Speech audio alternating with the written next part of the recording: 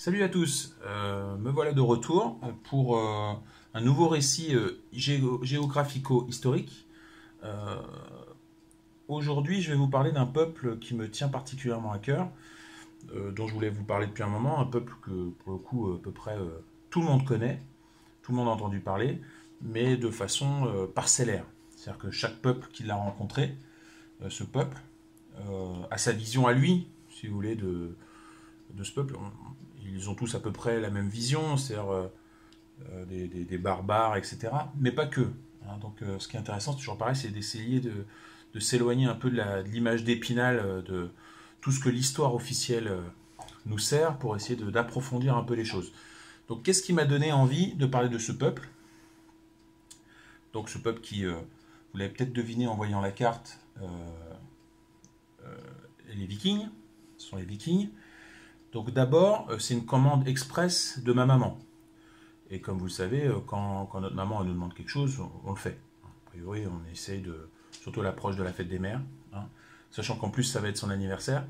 Donc j'ai bien été obligé, sachant que c'est un sujet que je voulais aborder, parmi d'autres, et je me suis dit, bon, c'était le moment.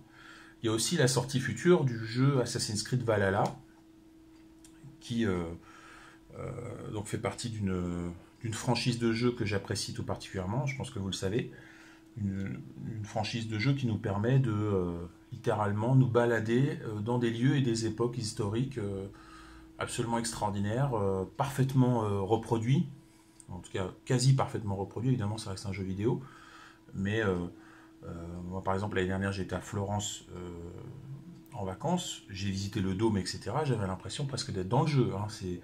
C'est très très impressionnant et c'est un jeu que j'apprécie notamment pour ça, pour ce réalisme, sachant que le premier jeu date d'il y a 13 ans et que déjà le premier jeu était très impressionnant. Et donc on revient à nouveau à un peuple conquérant, après être passé par la route de la soie, on revient à un peuple qui ressemble par certains aspects aux Mongols, c'est-à-dire avec ce côté à la fois très cruel, qui ne fait pas de quartier et qui en même temps a su s'installer et a su s'assimiler au peuple et aux régions où il s'est installé. Même si évidemment l'empire, d'abord c'était pas un empire viking, hein, c'était pas comme les Mongols où il y avait un chef charismatique et à qui tout le monde devait obéir. Là c'est vraiment des peuples qui, qui s'étalaient comme ça et qui parfois se sont installés. Donc on voit sur cette carte fournie par le professeur Wikipédia, où on voit le développement comme ça progressif. Et toutes les zones vertes, vous voyez, c'est toutes les zones où ils ne se sont pas installés. C'est des zones où ils ont été, où ils sont souvent passés pour effectuer des raids, pour attaquer des villes, etc. Mais où ils ne se sont pas installés. Toutes les autres couleurs, ce sont, bon, à part le gris évidemment, toutes les autres couleurs, c'est là où ils se sont installés. Donc comme quoi, vous voyez, hein, ils sont quand même allés très loin. On va y revenir. Donc, les Vikings, alors c'est un terme erroné, hein, c'est comme beaucoup de termes comme pour les Indiens, c'est un terme qui a été inventé au 19e siècle, qui vient du vieil anglais, qui signifie pirate, mais c'est un terme qui a absolument rien à voir avec ce qui se passait à l'époque. Personne ne s'est appelé Viking à l'époque. Pour eux, c'était il y avait trois peuples principaux. Vous aviez les Norrois, les futurs Norvégiens, donc qui étaient à l'ouest, sur la façade ouest de la Scandinavie. Vous aviez les Suédois, donc eux ils étaient à l'est, et vous aviez les Danois, qui étaient donc dans la péninsule du Danemark. Donc la Scandinavie, c'est tout ça. C'était pas des pays, encore une fois, c'était des peuples. Hein. Il n'y avait pas de chef, je crois qu'il y avait un roi, mais bon, chacun faisait ce qu'il voulait dans son coin. Et donc c'est un peuple germanique qui a émigré vers le nord, qui a peuplé cette zone. La première attaque, alors au départ c'était un peuple commerçant, qui avait des comptoirs un peu partout dans le nord de l'Europe, notamment qui s'était assez implanté dans l'est de l'Europe, notamment par les Suédois qu'on appelait des Varegs, et grâce aux différents fleuves de la zone russe, qui n'était pas encore russe, hein, on va y venir, ont quand même été jusqu'à l'Empire arabe, quand même. Ils ont quand même été jusqu'à donc l'Empire abbasside, jusqu'à Bagdad, pour commercer principalement, pour vendre des esclaves, etc. Mais la première attaque vraiment connue, c'est celle d'un petit monastère sur la côte est de l'Angleterre, par les Danois. Je pense que si vous avez vu la série Viking, vous avez pu assister à une reconstitution, je pense, assez fidèle de cette scène. Donc cette attaque-là, elle a lieu à la fin du 8e siècle. En 793,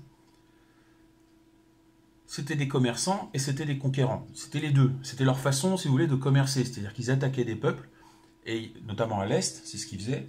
Ils attaquaient des peuples, et en fait, ils les forçaient à commercer avec eux à leur avantage. Voilà. Donc c'est comme ça qu'ils faisaient. C'était une façon particulièrement virile, on va dire, hein, de commercer, on va dire. Voilà. Donc pourquoi ils ont attaqué? On ne sait pas vraiment. On pense qu'il y a eu un espèce de redout dans la péninsule scandinave, ce qui a provoqué une hausse de la population et donc une demande de denrées, de richesses. En tout cas, c'est comme ça qu'on essaie de l'expliquer. On va essayer de détailler un peu leur conquête. On va pas parler de leur dieu. Alors effectivement, le Valhalla, c'est l'équivalent du paradis, où en fait, quand vous mourrez, évidemment de façon honorable, donc après avoir tué nombre d'adversaires, vous allez au Valhalla, où là, vous allez en gros, vous allez rencontrer les dieux, vous allez manger à leur table, etc. Enfin, c'est très sympa. On va pas parler de tout ça, hein. On peut juste dire que, en gros, donc ils s'appelaient pas les Vikings. Ils n'avaient pas de casque avec des ailes ou avec des cornes, comme les Gaulois d'ailleurs. Ils n'avaient pas ça du tout. Ça, c'est des trucs qui ont été inventés au 19e siècle pour essayer de romantiser un peu tout ça, intéresser les gens. Mais c'était pas ça du tout, hein. Ils ressemblaient pas à ça du tout. On va essayer plutôt de parler de leur influence et de leur expansion euh, dans toute la zone européenne et pas que. On va parler par exemple de l'Ouest. Donc ça, c'est plutôt les Norvégiens qui sont partis à l'Ouest, qui sont remontés avec les petites îles comme ça, un peu comme les peuples océaniens ont ont colonisé l'Océanie jusqu'à l'Australie. Eux, ils sont partis de l'Angleterre comme ça, qu'ils avaient plus ou moins colonisé déjà. Et ils sont montés comme ça, donc ça c'était au 9e siècle, au 10e siècle même, hein. Ils sont montés par les Shetland, les Féroé, hop, ils sont allés en Islande. Donc en Islande, ils arrivent en 815. Quand même. 815, c'est-à-dire 22 ans après la première attaque en Angleterre. Donc ils n'étaient même pas encore installés en Angleterre. Et, euh, et ils vont directement en Islande. Donc 22 ans, à l'échelle de l'histoire, c'est rien. C'est-à-dire qu'ils étaient vraiment très pressés. Ils sont allés très vite. Ils ont colonisé l'Islande. Et seulement un siècle et demi après, ils s'installent au Groenland. Donc le Groenland, c'est eux qui le nomment comme ça, parce qu'à l'époque, il fait meilleur, et ils découvrent une terre extrêmement verte. C'est pas vraiment l'image qu'on a du Groenland, mais à l'époque c'était comme ça. Et donc Groenland, ça veut dire terre verte dans leur langue. Et là, ils s'installent au Groenland, ils construisent une colonie. Mais en allant là-bas, il y a des Vikings qui vont voir à l'ouest, et quand ils reviennent, ils parlent au chef, donc qui s'appelle Éric le Rouge, qui a été banni d'Islande à cause d'un meurtre, comme quoi le meurtre était puni chez les Vikings, donc c'était civilisé. Il est banni d'Islande, il part avec plein de bateaux et des potes à lui, notamment son fils. Il s'installe là, et il y a un de ses lieutenants qui revient de l'ouest et qui dit j'ai vu des terres là-bas. Donc, sachant qu'il n'y avait pas beaucoup d'arbres à cet endroit-là et qu'ils avaient besoin de beaucoup d'arbres pour le chauffage, pour les maisons, les meubles et puis pour construire des bateaux aussi. C'est un peuple qui vivait notamment, qui a vécu notamment dans des grandes forêts scandinaves, donc ils avaient beaucoup besoin de bois. Et donc ils sont allés explorer cette zone. Donc là, malheureusement, c'est pas sur la carte, mais vous savez ce qu'il y a de l'autre côté, hein, c'est l'Amérique. Et donc ils sont allés en Amérique. Maintenant, c'est absolument avéré. Jusqu'en 1960 à peu près, et la découverte donc à Lens-aux-Midoses. Donc Lens-aux-Midoses, c'est à Terre-Neuve, donc au Canada. On a découvert les traces d'un vieux village scandinave, tout simplement, avec les preuves que ça venait vraiment. Enfin, je veux dire, les maisons ressemblaient aux maisons norvégiennes, c'est-à-dire des maisons longues. On a trouvé des outils, on a trouvé les traces d'une forge avec des clous et tout, des trucs comme ça. Donc Jusqu'en 1960, si vous voulez, quand vous parliez de... Enfin, il n'y avait pas de preuve du passage des Vikings en Amérique. C'était une théorie. Une théorie qui était moquée jusqu'au début du 19e siècle. C'est-à-dire que jusqu'au début du 19e siècle, on ne parlait pas, même jusqu'en 1960, enfin, jusqu'à il y a très récemment, on se moquait de vous quand vous disiez que les Vikings avaient peut-être été en Amérique. Maintenant, c'est avéré, il y a des preuves physiques. Bon. Donc, ils sont passés par l'île de Buffin, ouais, voilà, par le Labrador qui s'appelait Markland. Donc, Markland, ça veut dire la terre des arbres, tout simplement. Donc ils ont été jusqu'à Terre-Neuve qu'ils ont appelé Vinland, Vinland parce que apparemment ils auraient trouvé sur place des vignes sauvages.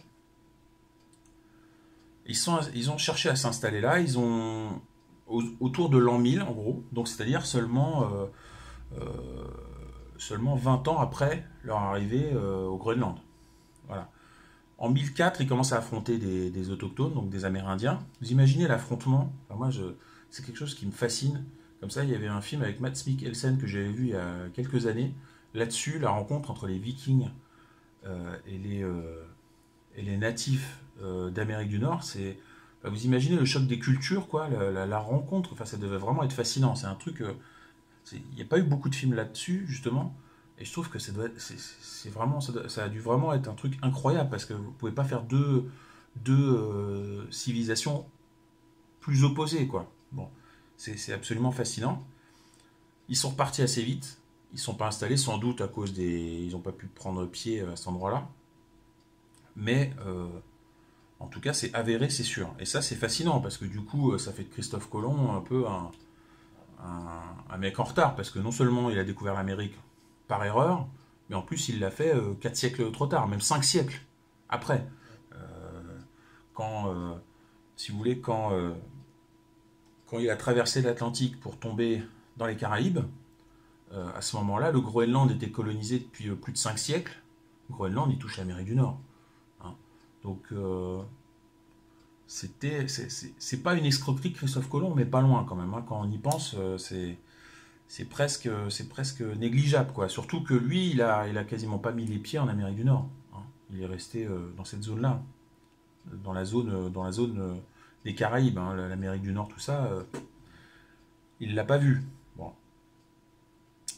Donc, leur bateau, qu'est-ce qui leur a permis d'aller aussi loin? Parce que c'est là où ils ont été plus loin en bateau, parce que le reste, ils l'ont fait grâce aux fleuves, etc., et en longeant les côtes. C'est des bateaux assez extraordinaires, des bateaux plats, assez longs, qui ne s'appelaient pas des dracars. Hein. Encore une fois, c'est un terme absolument erroné, c'est un terme qui date du 19e siècle aussi, qui vient, du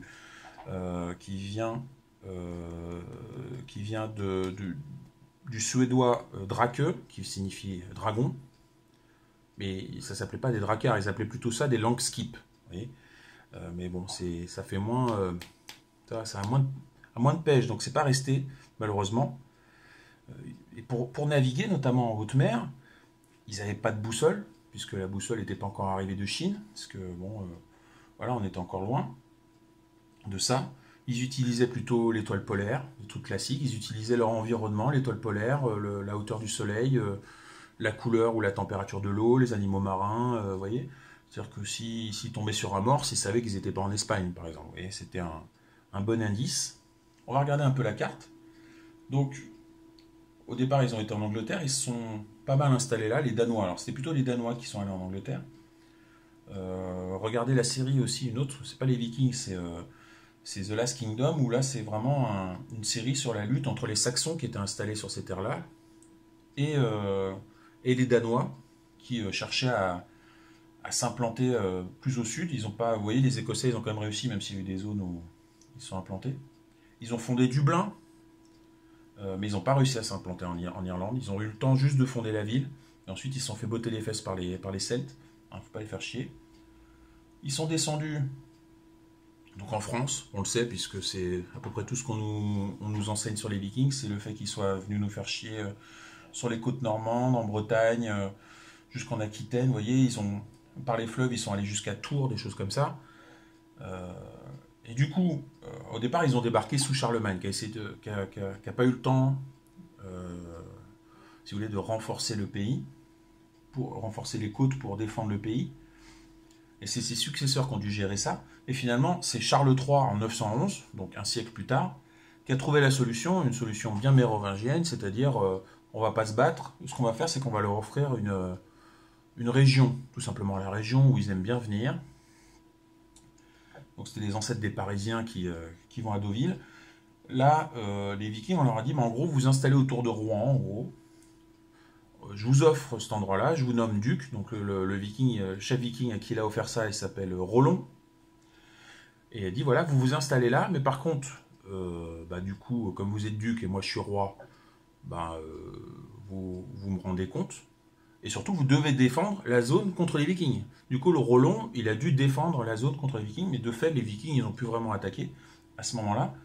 Donc c'était une bonne technique. Et du coup, la Normandie, qui n'avait pas de nom à l'époque, elle devait avoir un autre nom, on ne sait pas comment ça s'appelait, c'est devenu la Normandie, c'est-à-dire les hommes du Nord, ça vient des hommes du Nord, les Normannes. Voilà. Et c'est un duc de Normandie qui a ensuite conquis l'Angleterre un siècle et demi plus tard, en 1066, et non un noble français, c'était les ancêtres des Vikings. C'est ça qui est intéressant dans cette histoire, c'est que quand il a conquis l'Angleterre, il ne l'a pas fait au nom du roi de France, il l'a fait en son nom à lui, hein, Guillaume le Conquérant. Voilà. Donc, ils sont allés là. En 800, je crois 840, quelque chose comme ça, ils pillent Séville. Ils pillent Séville au milieu du 9e siècle, ils pillent Séville, vous voyez. Ils pillent Hambourg, tout ça. Ils visitent les côtes d'Afrique. Quand même, vous imaginez les Vikings qui attaquent l'ancêtre du Maroc et tout, l'Algérie et tout. Enfin, ça, on nous apprend pas ça à l'école. Ça, c'est quand même incroyable. Ils s'installent. Ils pillent pas seulement, ils s'installent dans le royaume de Sicile. Alors, le royaume de Sicile, c'était pas juste la Sicile. Là, je sais pas si vous voyez. Hein. Vous voyez où c'est la Sicile? C'est le ballon de foot au bout du pied italien. Donc, la Sicile, le royaume de Sicile, c'est pas seulement la Sicile, c'est aussi. Vous avez Naples, vous avez les Pouilles, la Calabre, etc. Et vous avez aussi l'équivalent de la future Tunisie, qui appartient au royaume de Sicile. Et à l'époque, c'était les musulmans, c'était les Arabes qui étaient installés à cet endroit-là, et notamment sur toute la côte. Et donc, ils ont fait plaisir au futur avec Zemmour, ils ont viré les Arabes, et ils se sont installés là pour un siècle. C'est-à-dire qu'il y a eu un royaume de Sicile, normand, pendant un siècle. C'était... je crois, au XIe siècle. Et c'était un siècle de prospérité à la fois économique, artistique, et c'était aussi un royaume qui était très tolérant en matière de religion, ce qui était quand même très très rare, ce qui est encore rare même maintenant, mais très très rare à l'époque. Et donc à l'est, maintenant, on va passer, on en a parlé déjà tout à l'heure, donc les Varegs, en gros c'est comme ça qu'on appelait les Suédois, c'est un nom donné par les Byzantins. Les Varegs donc, étaient déjà installés dans cette zone-là, sur la Volga, etc. Ils ont été, donc c'était pour commercer éventuellement, mais pas que, ils attaquaient aussi. Ils sont quand même descendus, donc on l'a dit, jusqu'à Bagdad, jusqu'à l'Empire abbasside, qui était en gros les Arabes, qui était un empire immense puisqu'il allait jusqu'en Espagne. Ils sont allés jusqu'à Constantinople, donc l'Empire byzantin. L'Empire byzantin, je ne sais pas si je vous en ai déjà parlé, c'était ce qui restait en gros de l'Empire romain. C'est-à-dire que l'Empire romain au 5e siècle, après Jésus-Christ, a été envahi en gros par les peuples germains, les futurs francs, etc. Mais l'Empire était déjà divisé en deux parce qu'il était trop grand pour être dirigé entièrement. Donc il était divisé en deux à l'ouest par l'Empire romain, donc occidental, par Rome, et à l'est, l'Empire qui s'est fait appeler l'Empire byzantin, puisqu'il était situé notamment autour de Byzance, futur Constantinople. Et donc cet empire-là, il a quand même duré un millénaire. On ne nous l'enseigne absolument pas à l'école, ou quasiment pas, mais c'était un empire très puissant, c'était ce qui restait de l'Empire romain, même si c'était plutôt un empire de culture grecque, et c'était un empire très important, et donc les Vikings, ils sont descendus jusqu'à Byzance, ils ont attaqué aussi un petit peu, mais Byzance n'est tombé qu'en 1453. C'est les Ottomans qui ont fini par conquérir Constantinople, ça s'appelait Constantinople à ce moment-là, parce que ça a été renommé comme ça par un empereur byzantin qui s'appelait Constantin. Et donc ils sont quand même allés très loin. Et ici, vous voyez, c'est en orange, c'est-à-dire qu'au Xe siècle, ils n'ont pas seulement visité cet endroit-là. Hein.